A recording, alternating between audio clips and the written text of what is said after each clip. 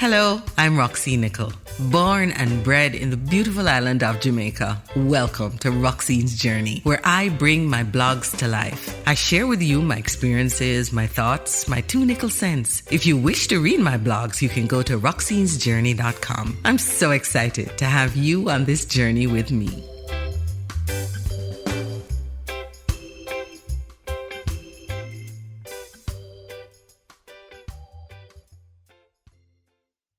The land of eternal curry. My journeys continue to be blessed. This time I traveled to Delhi, India to participate in the celebration of Kumbh Mela. 168 delegates from around the world were specially invited guests of the Government of India. Special thanks to the Jamaican Indian High Commission, especially High Commissioner M. Savala Naik, for affording me this awesome experience. The Kumbh Mela, the festival of the sacred pitcher, is anchored in Hindi mythology. It is the largest public gathering and collective act of faith anywhere in the world. Kumbh Mela draws tens of millions, yes, millions of pilgrims over the course of approximately 48 days to bathe at the sacred confluence of the 3 rivers, the Ganga, the Yamuna, and the Sarasvati. The Indian people I found to be very warm and inviting and very open in sharing their culture. I tried everything and it was spicy and full of flavor. I was surprised how chilly India was in the mornings and late evenings, as I always thought it was hot year-round. The cool weather lasts until March. The journey began with a 3.5-hour flight from Jamaica to JFK and then 13 hours from JFK to Delhi. Needless to say, it was a day of flights. Some turbulence here and there, but manageable. With 10 hours ahead of the local time and a detailed itinerary of the next 5 days, India was ready for me. And I was ready for the new experience and meeting new people. A new country for 2019. Namaste.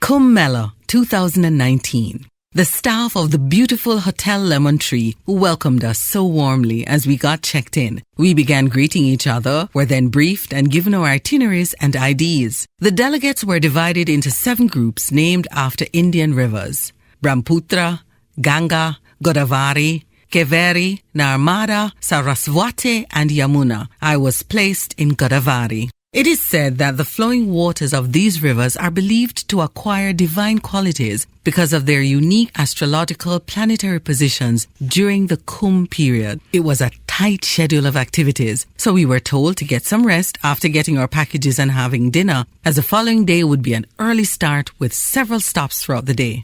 Of course, we didn't listen. And while we ate, everyone got to know each other, both in our groups and otherwise, late into the night.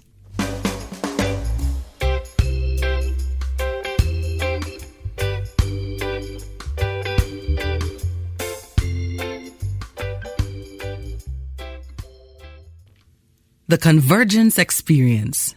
The flight to the Ganges took a little over an hour on Alliance India. The flights were scheduled according to groups, so we were the first to leave. 3 of the most beautiful ladies I have ever seen catered to us during the flight. We were fed a traditional breakfast of a wrap made out of rice served with a spicy bean gravy. It was awesome sauce. We were then taken by boat to the head of the river. What I thought would have been a long boat ride ended in a couple minutes. It was smooth sailing on this journey. The view, the sounds, the people, the birds, the music was electric. I was ready for what lay ahead. When we arrived, the scene was breathtaking. Thousands of persons from all over the world were gathered to bathe in the Ganges and absorb what it represents. I put my feet in the water and washed my hands and face, just soaking in the spirituality and significance of where I was standing. It was a humbling experience, and I was honored to be there.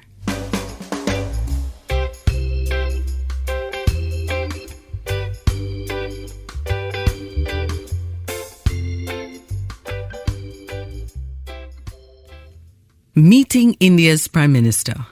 Next on the itinerary was the visit to the Prime Minister. By 7:45 a.m., we were all gathered in the lobby ready to depart. Everyone was dressed so nicely, some in their national outfits. There were about 5 to 6 buses parked at the front ready to take us to the Prime Minister's office. It didn't take us long to get there, but even that short time was an experience in patience. There were 2 security checkpoints, which took about 3 hours, then another hour as they positioned us for the official photo with the Prime Minister. The time was passed by sharing our experiences in India with our fellow delegates. Finally, it was time to take the official picture. As is protocol, the room fell silent.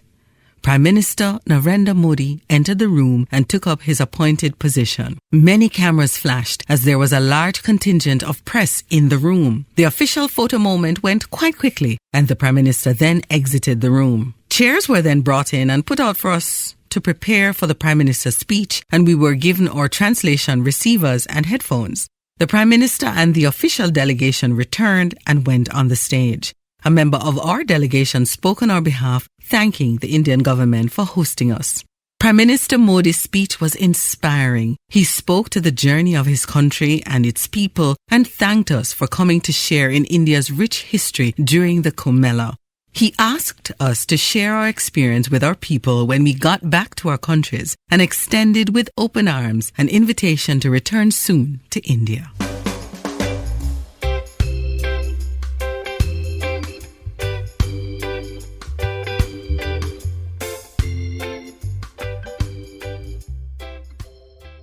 A trip to India is not complete without a visit to the Taj Mahal. It was our last few hours in India. The drive was 5 hours either way to get there, and we left the hotel at 6 a.m. Eva from El Salvador, Emma from Honduras, and myself chartered a taxi for the trip. Our driver Rajesh was super accommodating as we made stops for food and supplies. Many naps later, we arrived at the Taj Mahal. Cars aren't allowed on the stretch, which is where we got Mohammed, an awesome young man, and our tour guide with his own tour company, Agri Trip Packages. He told us about the rich history of the Taj Mahal, how it was built, what the tools and labor force included, and about the gardens that surrounded the Taj Mahal. Mohammed is an excellent photographer as he assisted us with getting the perfect shots and angles of the Taj Mahal. No pictures were allowed on the inside, so we absorbed and basked in its essence. The view at the back of the palace where the rivers meet was breathtakingly beautiful. On leaving the Taj Mahal, Mohammed took us to where the marble used in the palace was made. We purchased replicas of the palace and other little trinkets to commemorate the moment. We thanked Mohammed for an unforgettable experience and promised to send him the pictures and the link to the blog where he could keep up to date. Made it back to Delhi, where the journey ended in India, and I had time to only pack up my luggage and begin the journey back to Jamaica. Thank you, India, for the priceless memories. Namaste. I do hope you enjoyed listening to Roxine's journey. Don't forget to comment, like, share, and subscribe. And as I always say, walk good.